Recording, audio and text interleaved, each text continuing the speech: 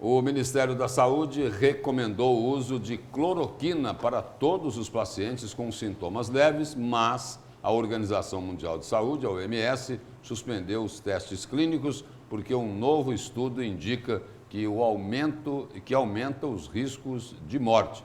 E é para falar sobre essa polêmica, sobre o uso ou não da cloroquina no tratamento da Covid-19, nós convidamos aqui para o estúdio do Jornal do Meio-Dia o presidente da Comissão de Saúde da OAB de Mato Grosso, Danilo Gaiva. Boa tarde, presidente. Boa tarde, Lúcio. Boa tarde, Nayara. Boa tarde. Boa tarde. E aí, o que é que acontece com essa polêmica da cloroquina?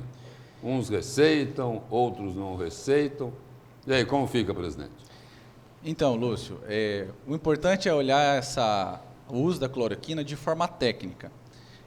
Para algumas pessoas, e isso já existem experiências dentro aqui do Brasil, e a mais famosa delas é aquela da Prevent Senior, né, que é especialista lá, que tem expertise nessa área. Então, para alguns tipos de pessoa, o uso da cloroquina é recomendado. É óbvio que isso não serve para todo mundo, né? Então, para outros tipos de pessoa, isso não vai servir, então deve ser feito um outro tratamento. A OAB se manifesta no sentido de que este é um protocolo válido e deve ser usado, se possível for, e se esta for a prescrição médica. Então, cabe ao profissional da saúde prescrever e ministrar o tratamento que ele achar mais adequado, de forma que fique a cabo deste profissional, com a anuência do paciente, usar ou não a cloroquina. Então, respeitando o direito do profissional no exercício da sua profissão, do profissional da saúde, ele é capacitado para isso, e assim presume-se, e também do paciente dentro do livre consentimento informado, sabendo que este tratamento, que este protocolo será ministrado, pode ele oferecer resistência ou não. Presidente... Pois não, pode falar. Vamos colocar um exemplo aqui, para a gente entender melhor como que vai ser, até onde que vai o direito do paciente, até do médico. Vamos dizer que o paciente queira usar a cloroquina, mas o médico não queira receitar o remédio. Nesse caso, o que vale? Qual que é o direito que vale? O que o paciente tem que fazer? Então, nesses casos específicos, quem que o paciente queira, primeiro sempre é a opção do médico. É ele que é o profissional capacitado para poder fazê-lo. Mas, em sendo exigido pelo paciente, pode ser feito, e aí existem duas vertentes. Uma é que ele deve aplicar, sim, aquela que o paciente quer, só que com um termo de responsabilidade. Então, olha, eu aplico, mas assine esse termo de responsabilidade para que você assuma as consequências. E outra já não, que ele deve ser feito através de junta médica, e essa junta médica, então, prescrever um outro tratamento. E aí a jurisprudência se divide nesse sentido. O entendimento sempre é de que usem o bom senso e explique o porquê utilizar aquele procedimento, qual é a consequência disso, em sendo exigido e não recomendado pelo profissional, o porquê não se utilizar desse procedimento, quais as consequências, o que pode causar, e aí cada pessoa também é livre, né? Isso deve ser respeitado também pelo profissional.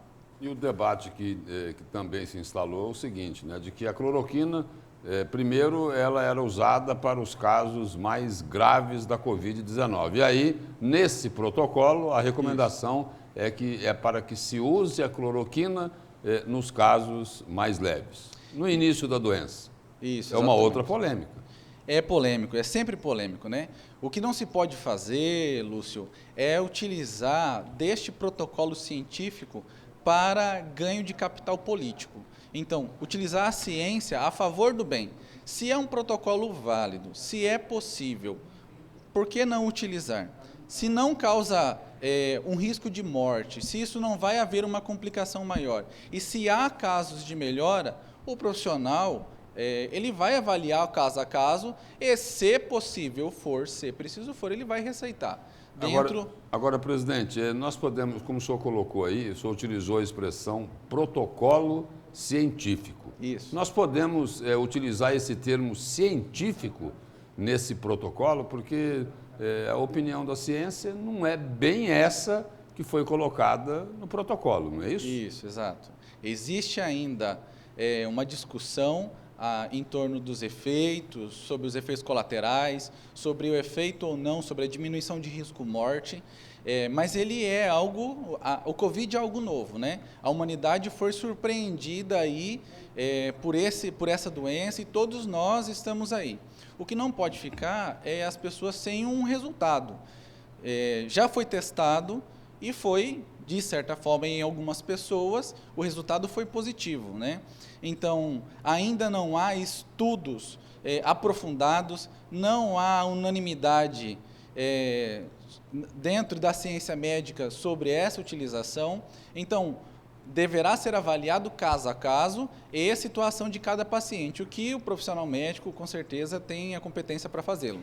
Agora, presidente, qual que é a orientação, até mesmo jurídica, para a população como um todo? A gente sabe que, num caso, se esse paciente estiver entubado numa UTI, quem é informado aí do tratamento é a família. A família, muitas vezes, decide se vai autorizar ou não o uso de determinado tratamento. Neste caso, a orientação, se o paciente é contra esse tipo de tratamento, que ele deixe isso claro à família, essa orientação, isso inclusive com um termo, através de um termo, perdão. Exatamente, Nayara. Precisa ser informado, né? E isso aí isso é tratado no direito do livre consentimento informado.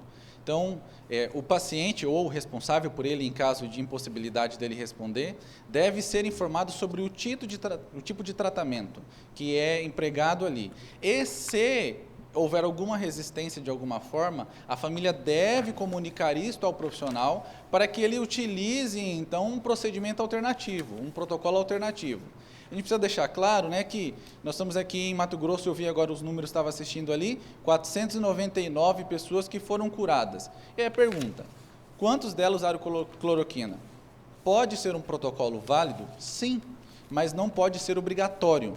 Então, isso precisa ser utilizado com muito cuidado, muito bom senso, analisando casuisticamente, para que não se cometa aí nada voltado dentro de uma paixão política, mas sim dentro da ciência e do que vai atender melhor ao paciente naquele momento de convalidez. Presidente, obrigado pela presença e pelas informações aqui no Jornal do Meio-Dia. Obrigado pela oportunidade, Lúcio, Nayara, estamos sempre à disposição. Obrigada.